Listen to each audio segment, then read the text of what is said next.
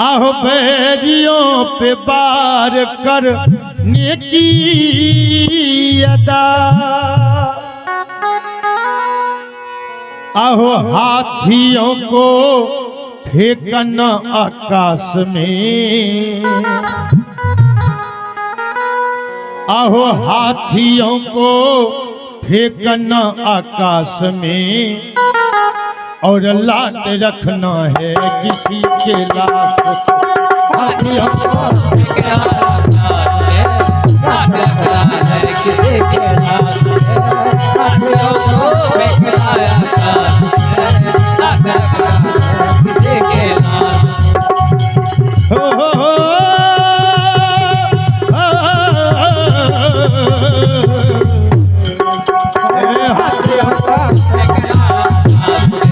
लात रखना है किसी के लाश।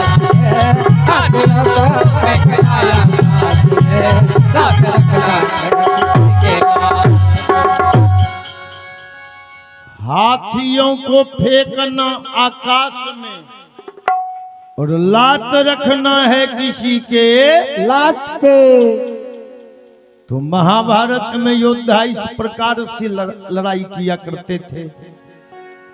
तो 11वें दिन का युद्ध समाप्त हो गया था।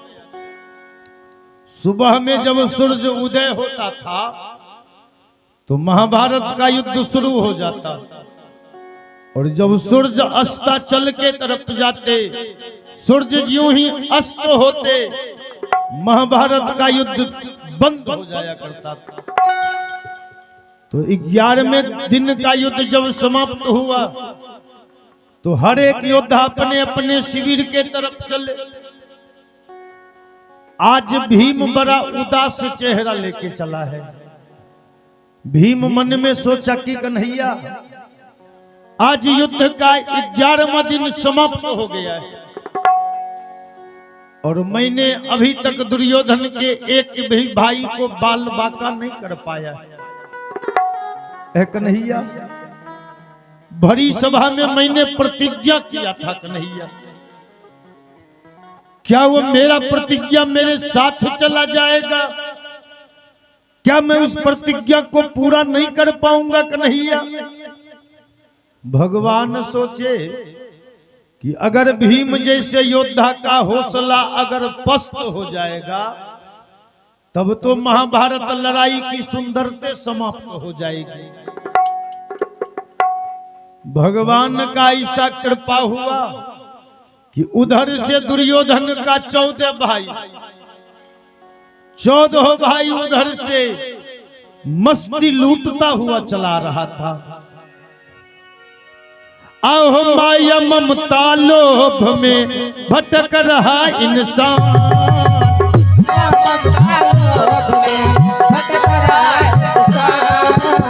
माया ममता लोभ में भटक रहा इंसान,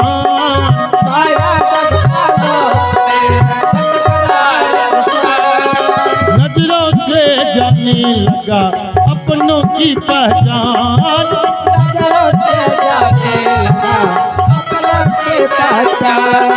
नजरों से जाने लगा अपनों की पहचान,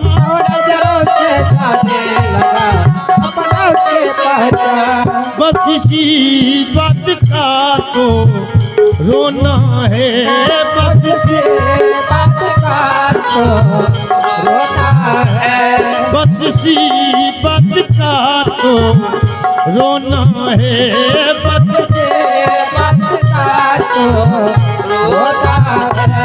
आदमी खिलौना है,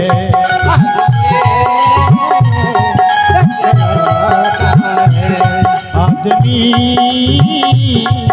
खिलौना है,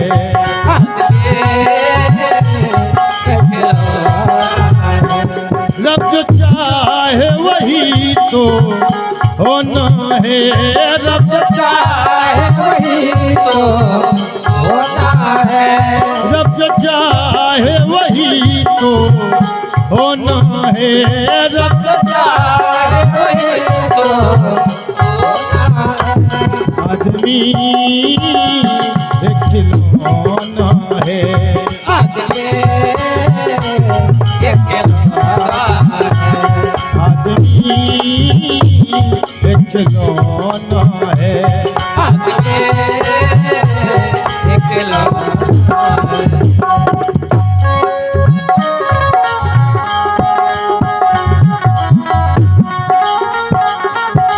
जय हो।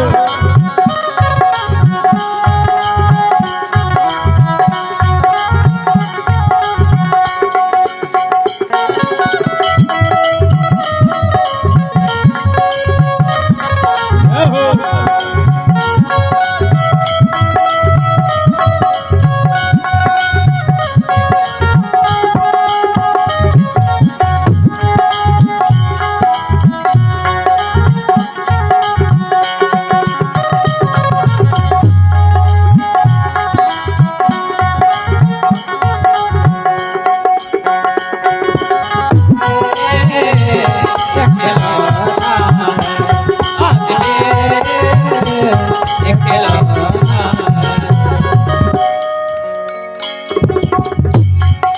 जीना है हंस के हमें जीवन के हर पल,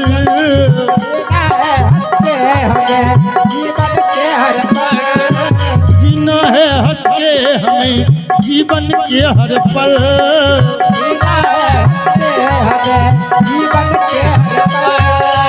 कोई न जाने यहाँ क्या हो जाए कल, कोई ना जाने यहाँ क्या हो जाए कल, कोई न जाने यहाँ क्या हो जाए कल, कोई ना जाने यहाँ क्या हो जाए कल।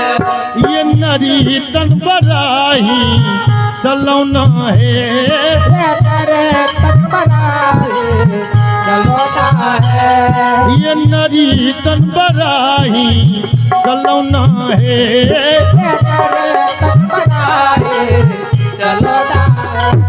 आदमी खिलौना है, हो आदमी खिलौना है।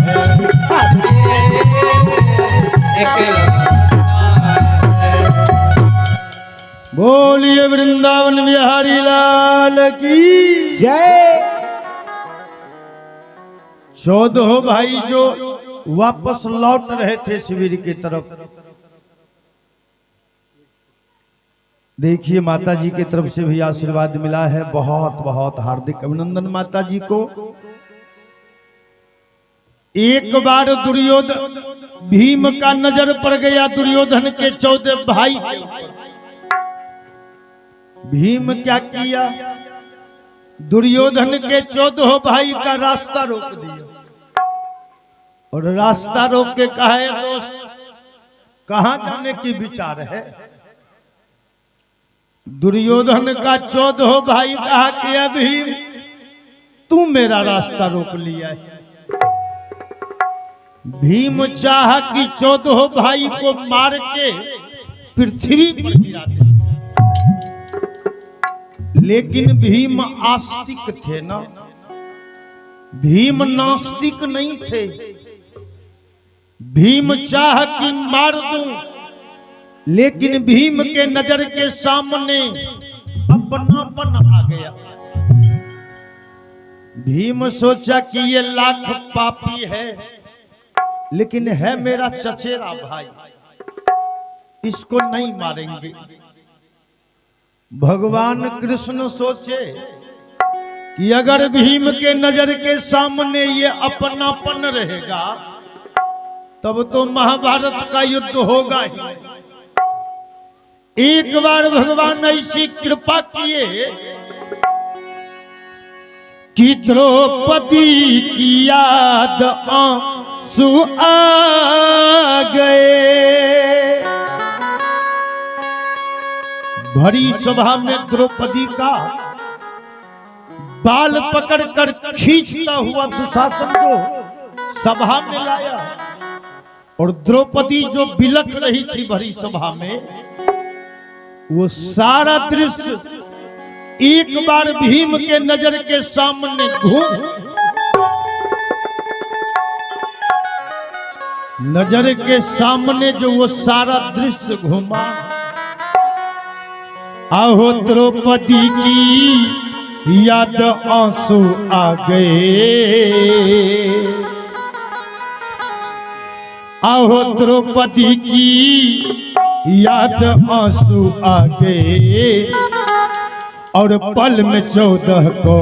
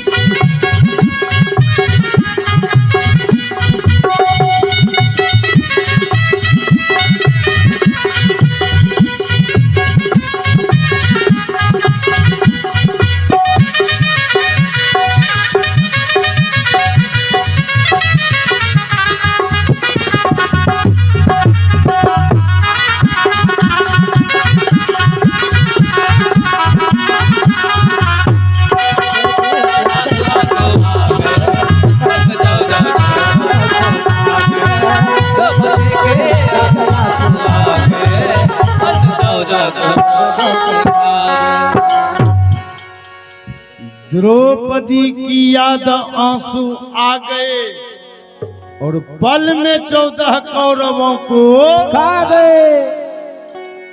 एक बार भीम गदा इधर से, और भीम एक बार गदा इधर से, 14 भाई का सर आपस में टकरा के चकनाचूर होके जमीन पर गिर। अब भीम जो दुर्योधन के 14 भाई को मार गिराया, भीम के हृदय में अपार खुशी हुई। भीम क्या किया, शंख निकाल लिया और 50,000 हाथी का बल लगा के शंख को जोरों से फूंक दिया।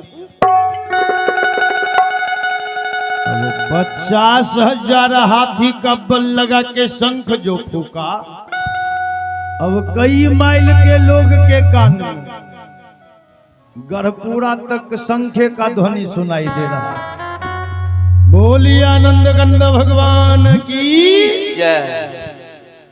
तो शंख की ध्वनि को सुन के दोनों पक्ष वाले चौंके, दुर्योधन पक्ष वाले भी चौंके और धर्मराज पक्ष वाले भी चौंके, क्योंकि दोनों जानते थे कि जब तक भीम के हृदय में अपार खुशी नहीं मिलती है, तब तक भीम ऐसी शंख की गर्जना नहीं करते। लेकिन दोनों तरफ गुप्तचर घुमा करता था।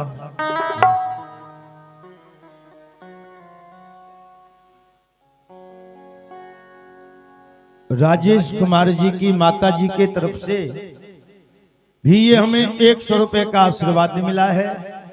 आशीर्वाद सम्मान के लिए माता जी को बहुत बहुत हार्दिक अभिनंदन।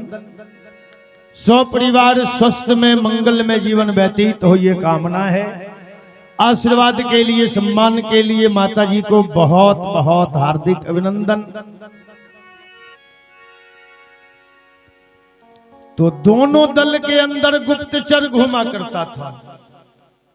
अपनों गांव घर में देखे हुए अगर 2 आदमी झगड़ा कर ले छे तो कुछ लोग एहन होय छे कि इन्हों का बात इन्ने पहुंचे लो, इन्हों का बात नहीं। लेकिन सच बात बोलने की क्षमता सब में नहीं होती है। सच्चाई बोलने की क्षमता सबों के पास नहीं होती है। एक 2 लाइन का बड़ा सुंदर भजन है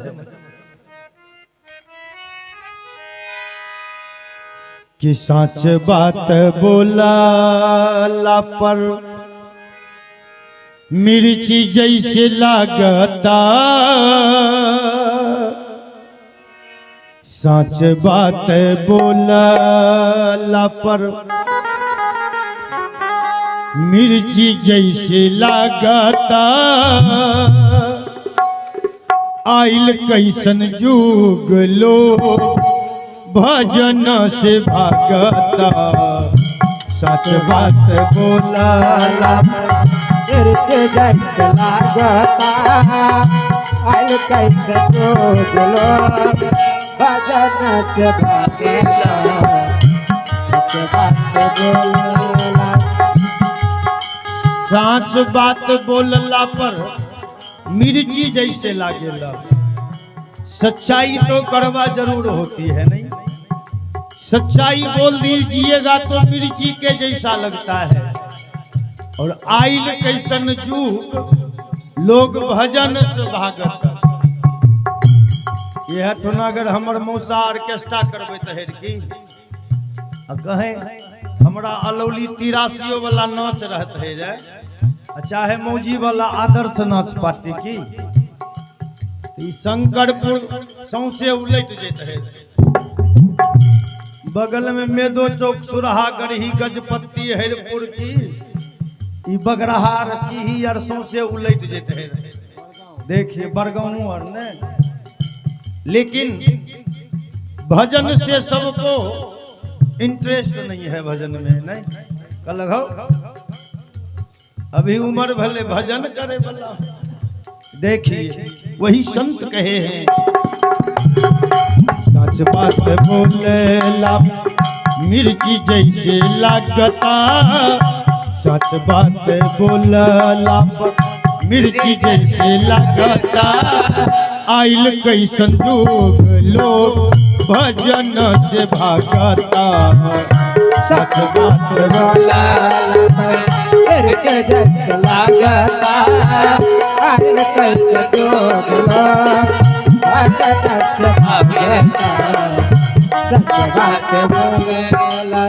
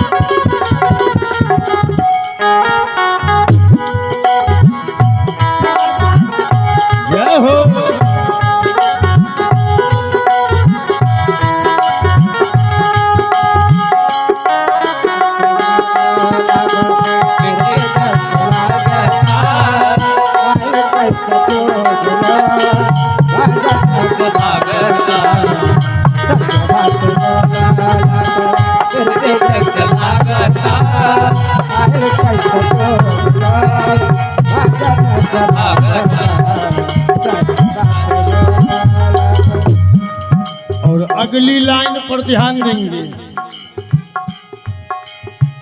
केहू के सुहाग नहीं के धर्म के पतिया केहू के सुहाग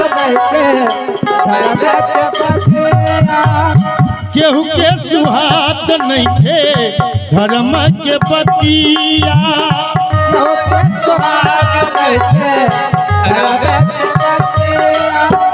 उल्टा काम करे में घूमे सबके मतिया उल्टा काम करे उल्टा काम करे में घूमे सबके मतिया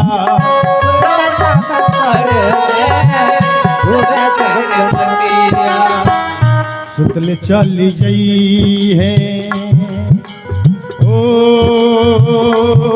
आ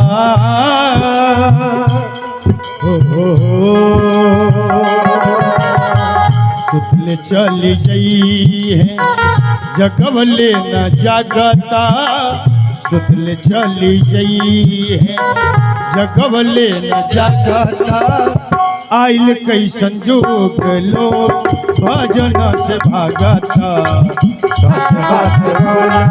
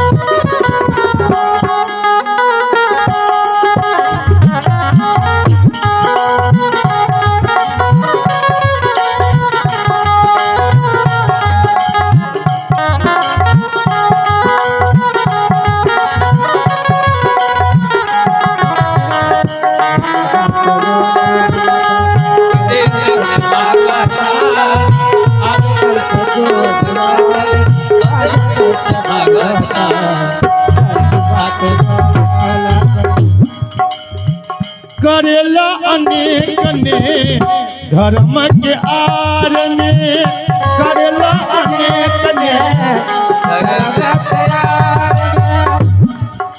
लोग धर्म के आर में आजकल 2 नंबर धंधा करे छे ने।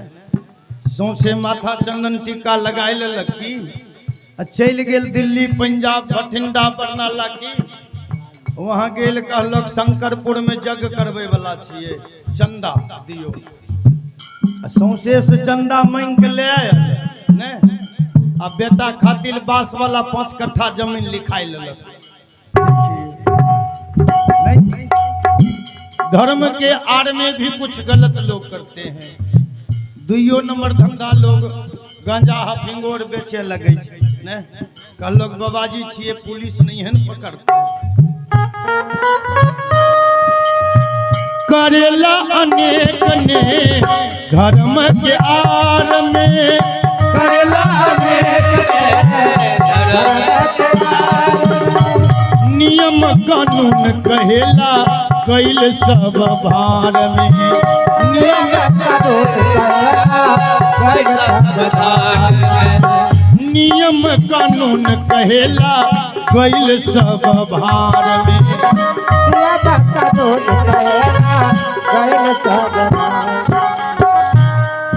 जिसको सत्ता का संरक्षण रहता है ने, जेकर सरकार रहे छे, देखे छिए केना उठपटांग बोले छे ने। सत्ता के गुरूर में, पैसा के गुरूर में किसी को नहीं मानता है। लोग चापलूसी के, लोग चापलूसी के दया के भीख मांगता। लोग चापलूसी के दया के भीख मांगता। आइल कैसन जोग लोग भजन से भागता।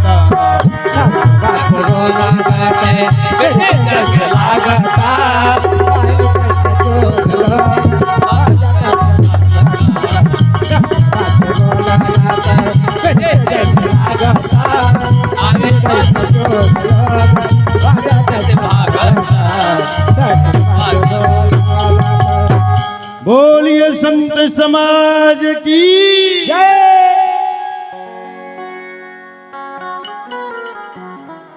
गुप्तचर जाके दुर्योधन से कहा कि ये दुर्योधन, भीम ने धोखा में आके आपके 14 भाई को एक साथ मार गिराया। अब 14 भाई की मरने का सूचना जो मिला, दुर्योधन और भाई को साथ किए और लड़ाई के मैदान के तरफ चल। बीच रास्ता पर ही दुर्योधन के 14 भाई का लाश पड़ा हुआ था। दुर्योधन और भाई से कहा कि ये मेरे भाई, उठा ले इस 14 लाश को और ले चलो भीष्म पितामह के शिविर के पास। 14 भाई के लाश को उठवा लिया और भीष्म पितामह के शिविर के तरफ ले चला। उस समय शिविर के अंदर में भीष्म पितामह का मरहम पट्टी हो रहा था। अभिमन्यु ने जो बाबा के ऊपर बाण चलाया था, बाण का खरोंच जो बाबा को लग गया।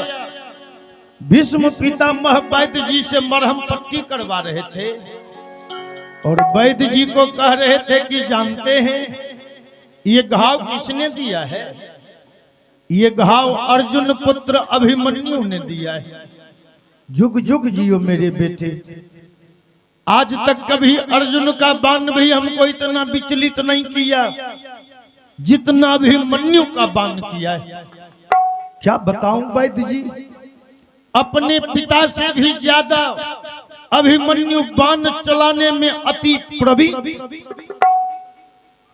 अब अंदर में बाबा अभिमन्यु को जुग जुग जीने का आशीर्वाद दे रहे थे और बाहर में दुर्योधन 14 भाई का लाश लिए खड़ा था। दुर्योधन जो अपने कान से सुना, दुर्योधन और भाई से कहा कि सुन रहे हो, अंदर में बाबा मेरे दुश्मन के बेटे को जुग जुग जीने का आशीर्वाद दे रहे। ए मेरे भाई, आज मेरा 14 भाई इसीलिए मारा गया है क्योंकि सर्वदा बाबा चाहते हैं कि महाभारत के लड़ाई में धर्मराज का विजय। एक धिया पुता हे देखो जोन घर पर माय बोलबे छो जो माय भुंजा भुंज के देने छो जो